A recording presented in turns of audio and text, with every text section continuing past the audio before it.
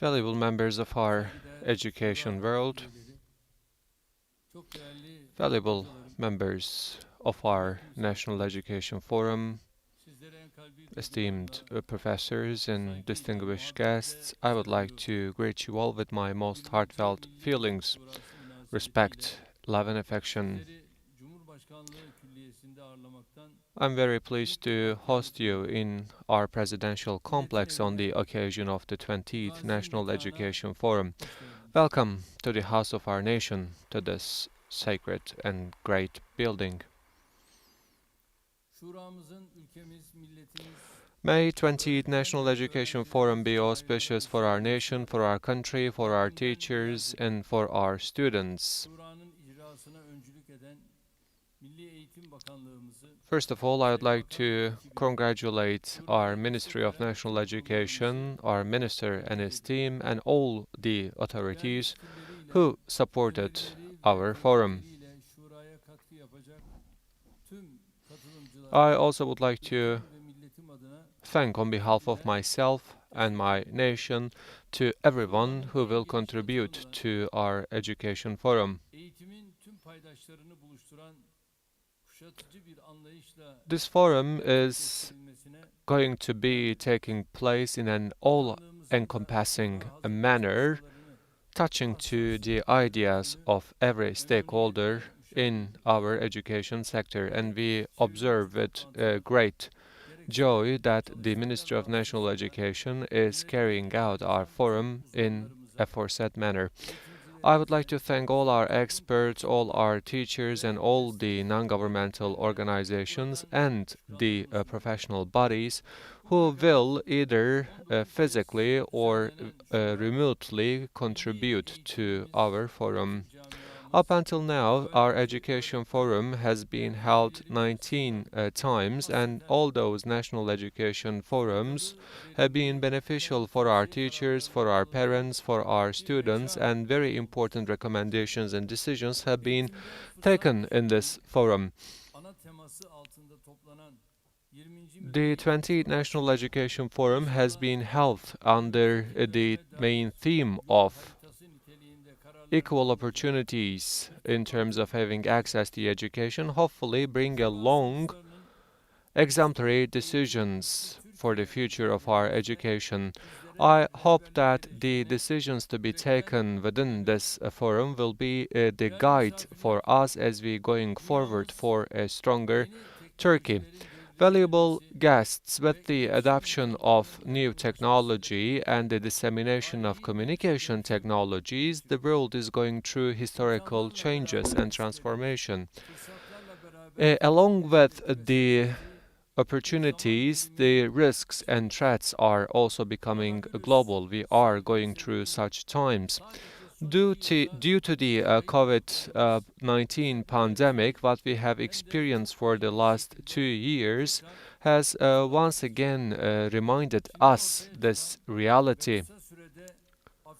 Emerging in China and spreading all the way to African continent and Caribbean, this pandemic has affected the whole humanity and once again showed all of us that as the humanity we are at the same boat no matter how developed we are.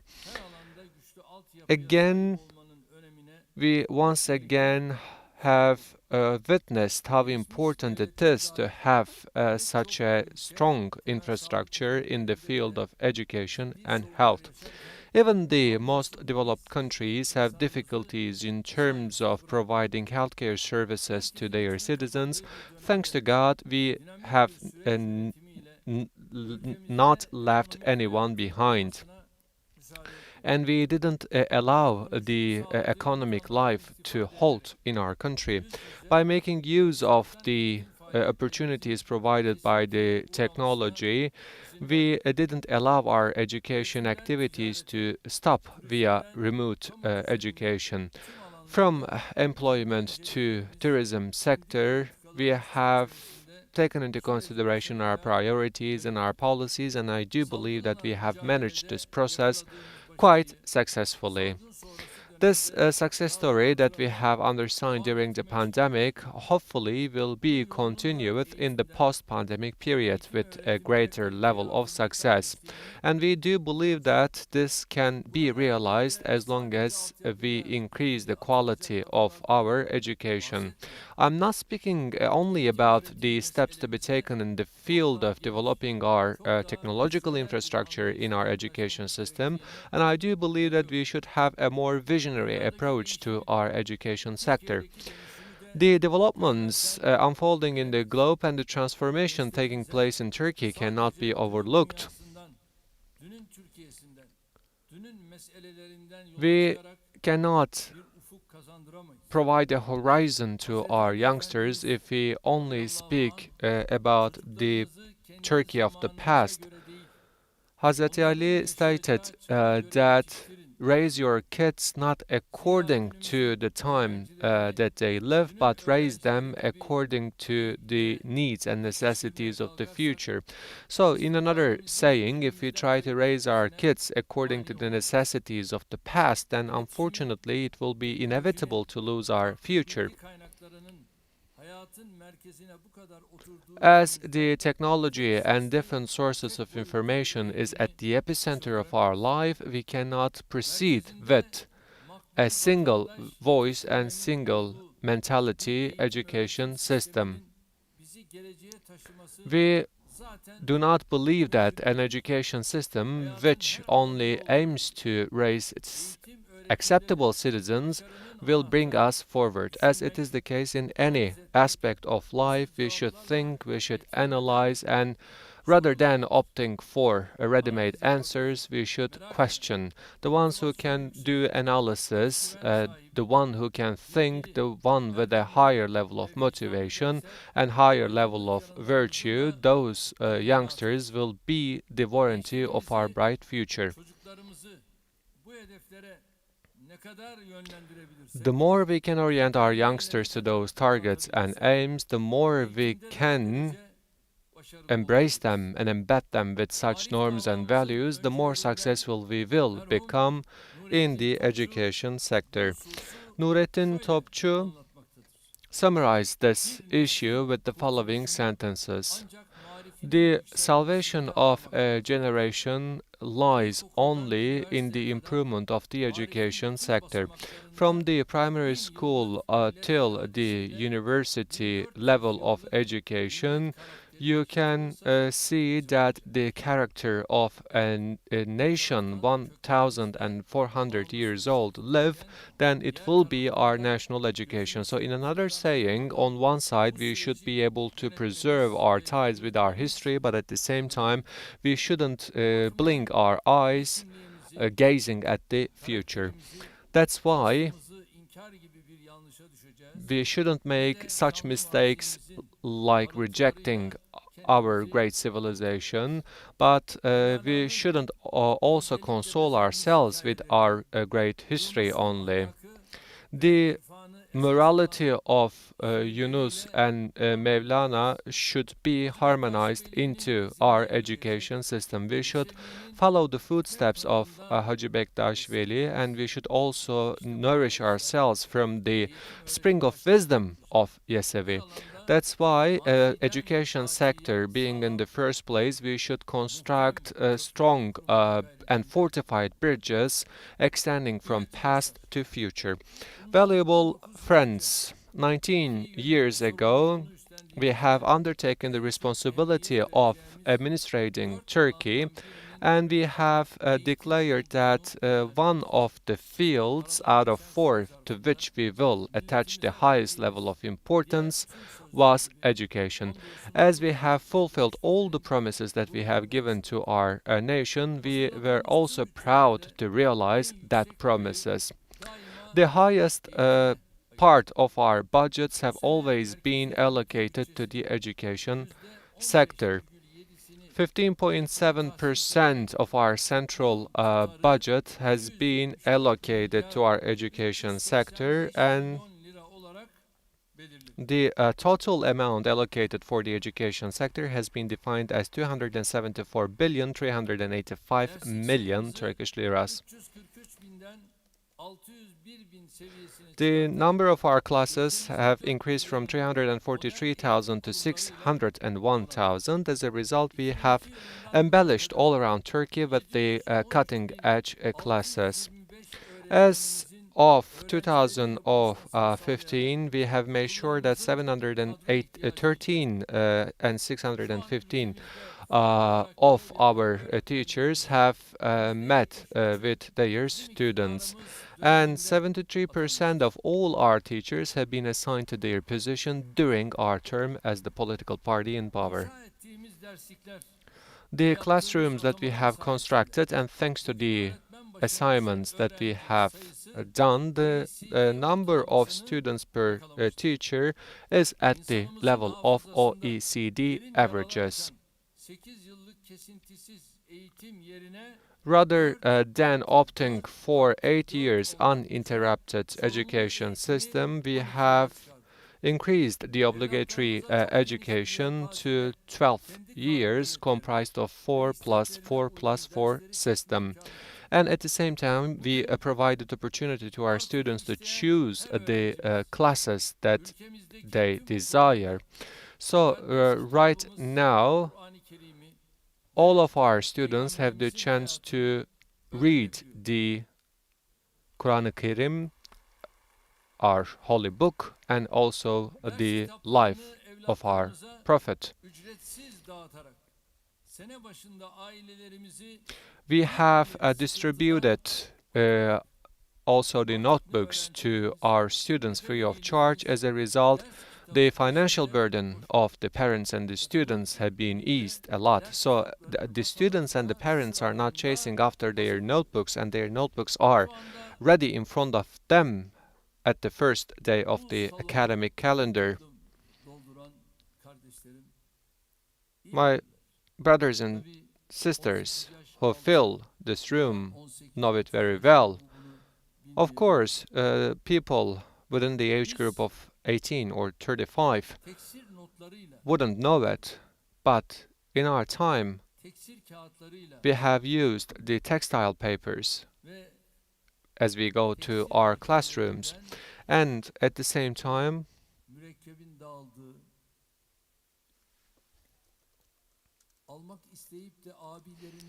we have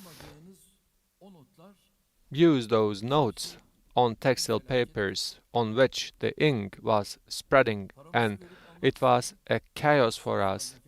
And we were trying to give money to our brothers and asking for their notes, and they didn't give us those notes. And we were waiting in queues from the stationaries in order to buy our notebooks. And for the textbooks and the notebooks, we have been given assignments for 10 days later. As we have experienced all those, we said that this generation will not have the same experiences as we have.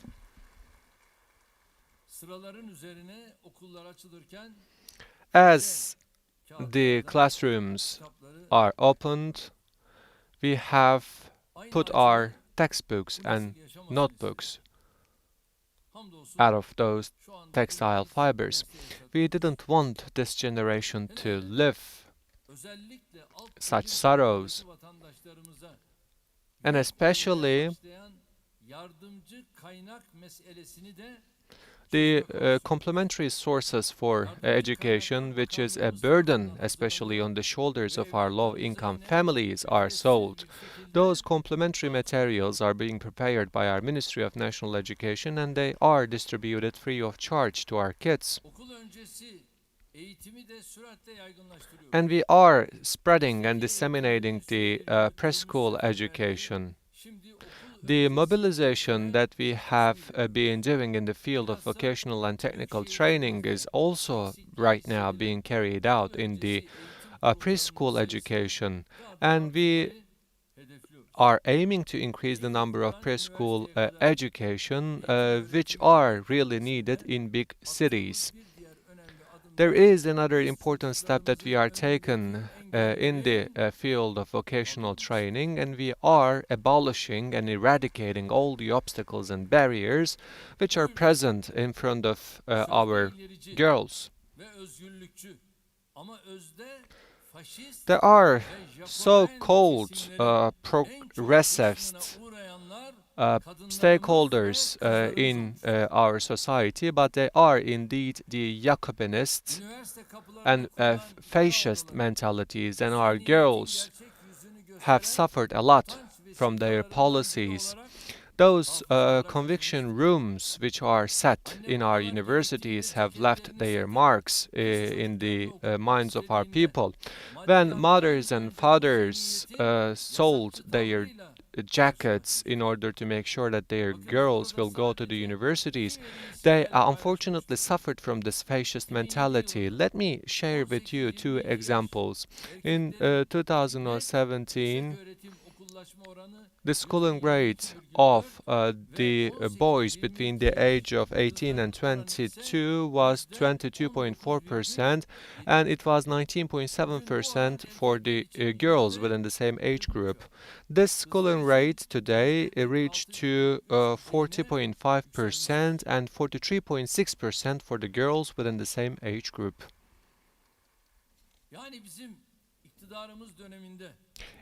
In another saying, the girls benefited more with comparison to men during our term as the political party in power, and I pray and supplicate to my God that He enabled us to have such a success story. Before our term as the political party in power, the number of our women teachers were less than 50%, and right now it is more than 60%. So the women are represented even more in every field, from politics to bureaucracy and education sector. As the schooling rate of our girls increased, the roles undertaken by the women in different part of the politics will definitely increase as well. Distinguished guests, Turkey is not important with its only culture and great civilization, but with its targets, aims, and vision. Turkey is a great country, and in order to reach out to those targets and ambitions, our greatest assets are our kids and our youngsters.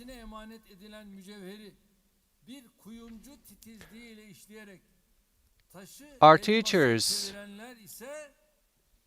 are the ones who are processing those jewels which are entrusted to them, and they are turning those jewels to almonds and diamonds.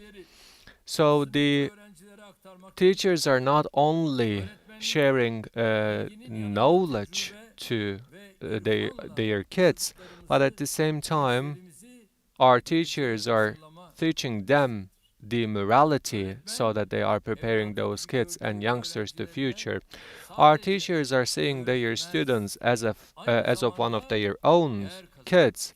They are not only teaching them some knowledge, but they are drawing them a horizon, and the teachers are showing our students what is right, what is wrong, and what is beautiful. The teachers are not only addressing to the minds of our students, but at the same time they are addressing to the hearts and feelings and their emotions. The teachers are the backbone of our education, and we see our teachers as the architects of our future.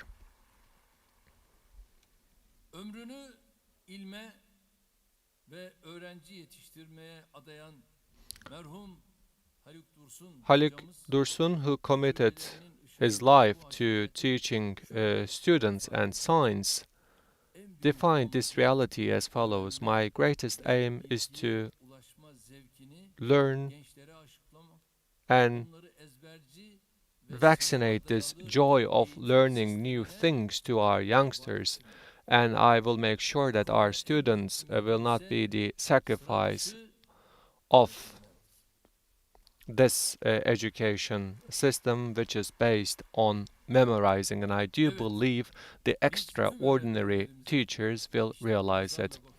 So that is the approach, and that is the perspective that we look at our teachers. As of course we do this, we are not keeping our ears shut to the needs and necessities of our teacher. We are doing our best to improve the working conditions and the personal rights and benefits of our teachers. Within this direction, in the last 19 years, we have taken many historical steps.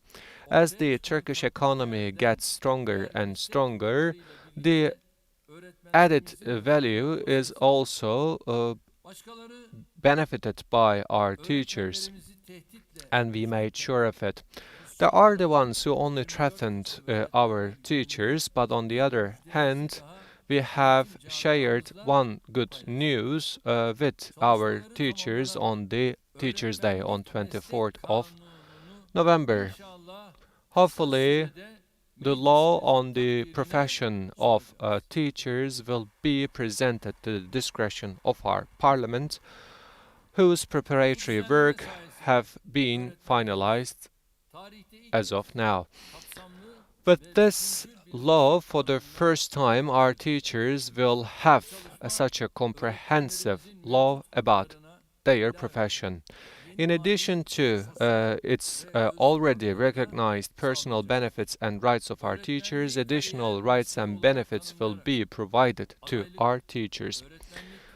The ones who define their career path to become a teacher or chief teacher, the duties and the responsibilities of our teachers will be crystal clear. And we will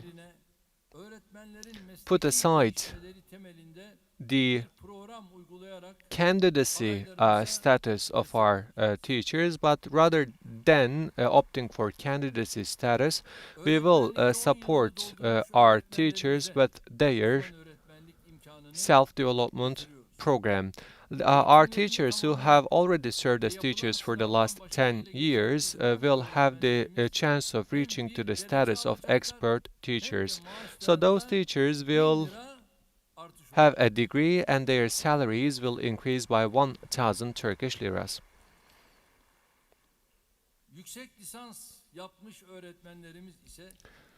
Our teachers who have graduated from the master degree will be exempt from those exams. 10 years expert teachers, if they are successful in the exam, will continue to work as head teachers. And we will provide an additional degree to those teachers, and their salaries will be increased by 2,000 Turkish liras.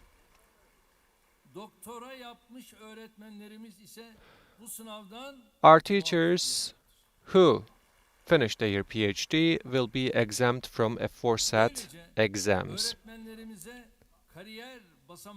so that we will provide the opportunities for our teachers to climb their career steps, and we will provide additional support for the graduate studies. And as we have promised in the past, the additional index of our primary school teachers will be increased to the level of 3,600. And at the same time, we will eradicate the differences among the teachers of contract and the teachers in our staff. Other than the obligatory service, the assignments of our contractual teachers will be the same with our teachers in our staff, and their personal rights and benefits will be the same with our teachers of staff. And This law on the profession of teachers is already planned to be presented in the discretion of our parliament. May this historical reform be auspicious to all our teachers as of now. And we totally believe in the sacredness of the profession of our teachers, and we do believe that our teachers will continue to serve for our students in a line with the sacredness of their profession. Valuable friends, it is quite natural that the expectations in our education system are changing. From time to time, we should assess ourselves and we should define the strong and weak parts of our policies, and in line with the needs, new decisions should be taken, and this is a must for the progression of our education. The endeavor of reaching to perfection is not something to be criticized, but it is rather something, an approach to be appreciated and applauded. So our activities in the field of education shouldn't be based on only trying and failing, but on quite the contrary. We should preserve what we have gained so far, and we should build on that. We are not after revanchism, and we are not seeing the education system with our ideological eyeglasses. We are only seeking after correcting the wrongs, and we are only trying to prepare our kids to the future and trying to make them more qualified in their skill sets and capabilities. As I have always articulated, we are always open to the constructive criticism for the future of our nation. It doesn't matter from which part it is coming, we are ready to make use of any sort of recommendations which will bring our education system forward. As it is the case in the incident of Qatari students, it is not something that we can tolerate to steal the dreams of our students with the fake news. The politicians should think 1,000 times and say only one thing when it comes to the dream and the future of our youngsters.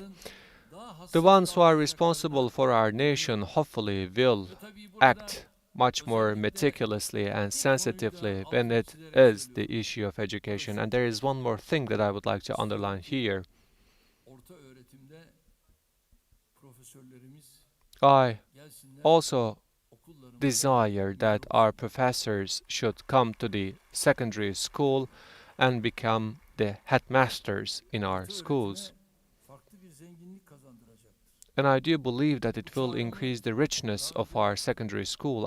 I have made this call before, and on this occasion I would like to repeat this call once again.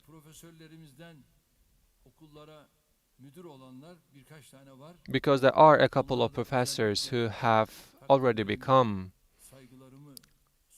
headmasters in our schools, and I would like to extend my gratitude and respect to them, and I do believe that it is really important to disseminate this approach. With those thoughts, as I conclude my remark, I wish 20th National Education Forum be auspicious, which has gathered together with a team of equal opportunities in the field of education. On behalf of myself and my nation, I would like to thank my Minister of National Education, who has undertaken a very important duty. I pray for God that He enables our Minister to be successful. I would like to thank all the contributors of our forum. I would like to greet you all with love and respect. Stay healthy and safe. Sayın Cumhurbaşkanımız, efendim hitaplarınız için çok teşekkür ediyoruz. Zat-ı devletlerini yüksek müsaadeleriyle bir müddet daha sahnede misafir etmek isteriz hediye takdimi için.